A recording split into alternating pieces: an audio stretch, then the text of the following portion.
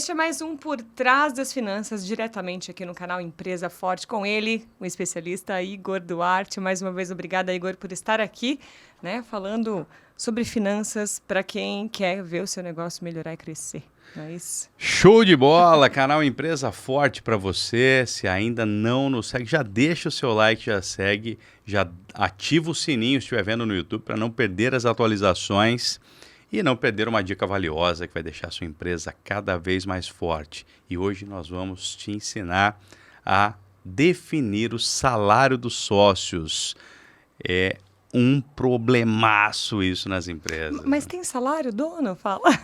Vai tirando caixa, Nossa, aleatoriamente. Mas o dono tem salário? Pois é. Engraçado, né? Eu hoje tive um atendimento e eu perguntei pro dono da empresa, quanto você tira? Não tiro nada. E como você sobrevive? Eu dou meus pulos aí, né?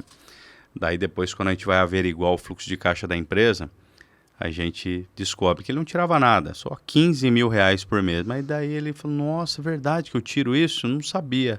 Eu achei que eu não tirava, né? Ele achou que o dinheiro vinha da onde? Da nuvem? Né? Da nuvem, de outro né? planeta? Vinha de outro planeta, né? Caía na conta dele lá sempre, né? Bom, esse é um tema extremamente delicado, um tema que muitas empresas quebram por conta dele, tá? Porque isso não foi definido. E principalmente quando tem dois sócios. E principalmente quando um dos sócios, por exemplo, tem uma jornada de trabalho menor do que a do outro sócio. Então isso é um problemaço, é um câncer em muitas empresas. E a maioria delas usa a empresa como caixa eletrônico. A maioria dos sócios usa a empresa como caixa eletrônico. Não tem um salário definido. Então vamos ensinar você a definir o salário desse sócio, tá? O salário do sócio ele tem alguns pilares importantes. Quanto que essa cadeira vale? Esse é o primeiro ponto. Certo. Quanto que essa cadeira vale? Igor, o que significa isso? A sua cadeira mesmo, né?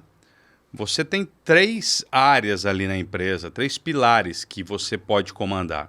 A diretoria operacional vai cuidar de toda a operação da empresa, uma diretoria comercial, uma diretoria administrativa financeira. Você é um desses caras aqui na empresa, tudo bem? Okay. Então, se você é um desses caras aqui, amanhã se você ficar doente e tiver que contratar outra pessoa para essa função, quanto que ela ganharia? Ela ganharia 3 mil reais. Por que você tira 18 então? Não, eu tiro 18 porque eu preciso de 18. Tudo bem. Mas o teu salário é 3. Lá em cima, na despesa administrativa da empresa, o teu prolabore é 3. 15. Se vire para fazer a empresa dar de lucro para você retirar esse lucro. Tá? Inclusive, aqueles 3 mil, se ele fizer um prolabore oficial, ele vai ser tributado, vai para fins de aposentadoria, né? E ele depois vai retirar o lucro por enquanto ainda isento de tributação, porque a empresa já pagou pelo tributo e aquele lucro ele é isento, né, da tributação. Tá certo? Então, é importantíssimo, tá? É importantíssimo que a empresa, que seja definido o valor daquela cadeira. Isso tem que ser uma conversa entre os sócios, porque amanhã o teu sócio pode ficar doente. E aí? Vai contratar alguém para o lugar dele, qual vai ser o salário? Então, o salário prolabore, que vai estar lá nas despesas administrativas na sua DRE, tem que ser compatível com o valor daquela cadeira. Segundo pilar, beleza, aquela cadeira vale 5 mil, a empresa tem condições de pagar 5 mil? Tá? Então, pode ser que a sua cadeira tenha o valor de 5 mil, mas está no momento que a empresa consegue te pagar 2 mil. Tá? Então, esse chega a ser mais importante que o primeiro. Você definiu o valor da cadeira. Segundo pilar, entender se a empresa tem condições de te pagar aquele valor. Tá certo? Então, isso é extremamente importante também de ser definido. E terceiro, o que vai fazer parte também do salário do sócio, que é o lucro da empresa. Como que vai ser essa distribuição de lucro? O sócio que tem 10% e você tem 90%, como que fica essa distribuição? Né? A empresa deu 10 mil reais de lucro, um sócio tem 90% e o outro tem 10%, teoricamente, um fica com 9 mil, o outro fica com 1.000, né? Se a empresa fizer a loucura de distribuir todo o resultado, não deixar uma reserva para reinvestimento, né? Então, legal, vai fazer a parte da composição do salário do sócio, aquela distribuição de lucro, que pode ser mensal, pode ser trimestral, pode ser semestral, pode ser anual. Mas e aí? Qual que é a regra para isso? E eu já vou te adiantar. Se você tem um sócio e essa sociedade ela não é equilibrada em termos de percentuais, se não for feito um alinhamento de expectativa muito importante no início, vai ter problema essa sociedade. Porque na hora da distribuição de lucro, o sócio que tem 10%, que tem um sentimento, que trabalha muito mais do que você, que colocou a grana para aquela empresa existir, vai ter problema nessa distribuição de lucro, tá? Então é muito comum, muitas vezes, um sócio que entrou como investidor, ele não ter um prolabore porque não está na atividade da empresa, mas a distribuição de lucro é compatível com o percentual que ele tem ali. E quem que tem o prolabore? O sócio que está com a mão na massa, que pode ser que esteja com a mão na massa, ganhe um salário para isso, mas a distribuição de lucro dele é menor porque ele tem um percentual menor na empresa. Então, o ideal assim, é ajustar essa retirada, por mais que já tenha fixo o prolabore, você ajustar conforme os lucros. Isso aí. Isso. E também conversar, né? Sentar e alinhar as expectativas de ganhos, de participação de lucros, claro.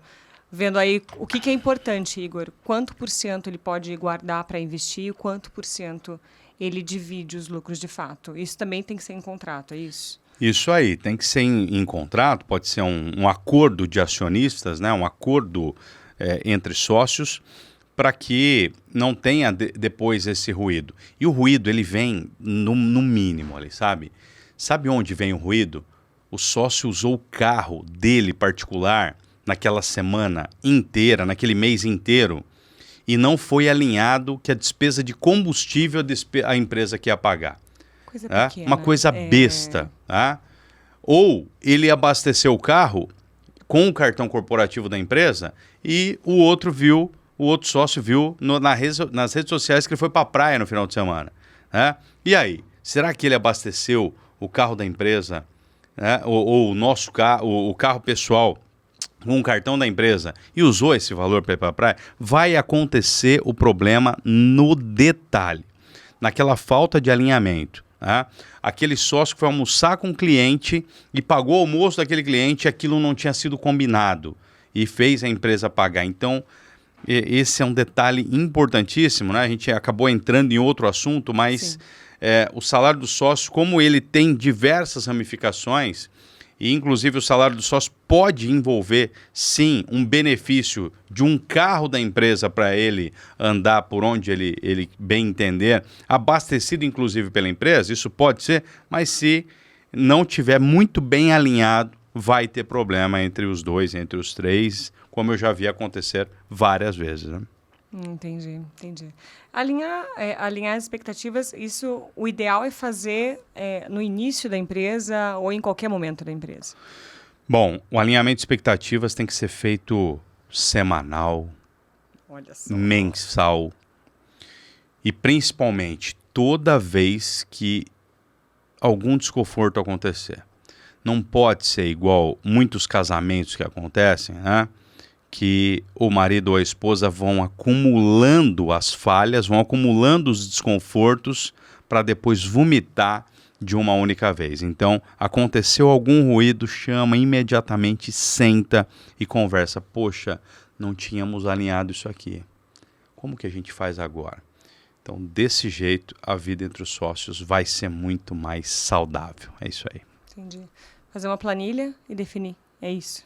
Uma planilha, um acordo que ambos assinem, né? Isso pode, inclusive, ser mais formal, elaborado, inclusive, por um advogado, tá certo? Você tem uma fórmula ideal, Igor, para isso ou não? Assim, Não, cada empresa não existe, ajusta. cada empresa ajusta, né? Se você jogar lá no Google, acordo de acionista, acordo de sócios, vai aparecer diversos modelos, você pode usar vários. Mas eu sempre falo que o acordo de sócios é aquele que é bom para ambos os lados e foi feito com bastante consciência, preservando o CNPJ, transformando a empresa em uma empresa rica e não sócios em sócios ricos, tá certo? Perfeito. Eu quero que você dê uma dica prática aí para esses sócios arranjarem uma forma efetiva e não invasiva, vamos dizer assim, de, na prática, eles fazerem isso. Né? Um sistema, uma ferramenta ou algo que os ajude, né? De repente a dificuldade da conversa é grande, vamos dizer assim, algum outro método que os avise, você está gastando demais ou não, essa métrica, tem esse teto, não tem esse teto, tem como fazer isso? Tem como, tá? E é importante que essas métricas sejam definidas. Poxa, e aí? Se almoçarmos com um cliente, quanto que a gente pode colocar de despesa para isso? Nós podemos usar o carro da empresa para a nossa vida pessoal? No nosso salário, a distribuição de lucro vai ser mensal? Vai ser semestral? Quantos por cento a gente vai reinvestir no negócio? Que o ideal mínimo de 50%. Tá? Principalmente se a empresa está no início, às vezes tem que reinvestir 100%. Tira só o salário, porque a empresa está numa fase de maturação ainda. Né? Então, eu chamo de RA, uma reunião de alinhamento. Tá? Essa RA tem que acontecer semanalmente, mensalmente, porque toda a sociedade que eu vi não dar certo foi porque os sócios acumularam desconfortos e depois já era tarde quando chegaram para debater. Aí já tinha passado 2 meses, já tinha passado 3 meses, o problema só foi acumulando e tudo que você faz também num momento de mais estresse, mais calor, vai dar problema, tá certo? Com certeza. Tem mais alguma dica valiosa que esses empresários podem ter para poder deixar tudo às claras, deixar tudo organizado, viver as mil maravilhas, com o melhor salário do mundo? Bom, é lembrar que uma sociedade, se você tem sócio, tem esposa, filho, enfim, uma sociedade ela é mais delicada que um casamento, né? Porque você realmente vai precisar desses alinhamentos constantes e essa sociedade, quando ela se dissolve, ela é um problema para muita gente. E pode ser que seja um problema muito maior, inclusive, que um casamento que se dissolve. Porque ali tem empregos envolvidos, tem clientes envolvidos, outras famílias envolvidas. Então, é entender essa responsabilidade de fazer esse alinhamento constante, porque senão vai dar problema. O salário de sócios é uma das causas de mais problemas que existem nas empresas. Principalmente no caso de um sócio que resolve aumentar consideravelmente o padrão de vida, começa a exigir que a empresa aumente mais o seu salário, e o outro não, o outro tem uma vida mais leve, porque ele sabe que a empresa está precisando deles naquele momento. É isso aí. É isso. A gente já está aqui chegando no fim deste episódio, falando aí sobre como definir os salários dos sócios. O Igor deu dicas valiosas aí, como pôr na prática isso, deixar a vida mais leve, mais fácil, mais tranquila, para vocês pensarem no negócio em si, né? Isso aí. No que importa, né, Igor? Fazer o negócio crescer, a empresa. Show de bola, e não perde, porque qual que vai ser o tema, né? O tema do próximo episódio. Seu preço não pode ser igual ao da sua concorrência. Então, se eu fosse você, não perdia por nada. Dá uma maratonada no canal, que vai ter muita coisa bacana aqui para vocês. E até o próximo episódio. Valeu! Até lá! Tchau, tchau!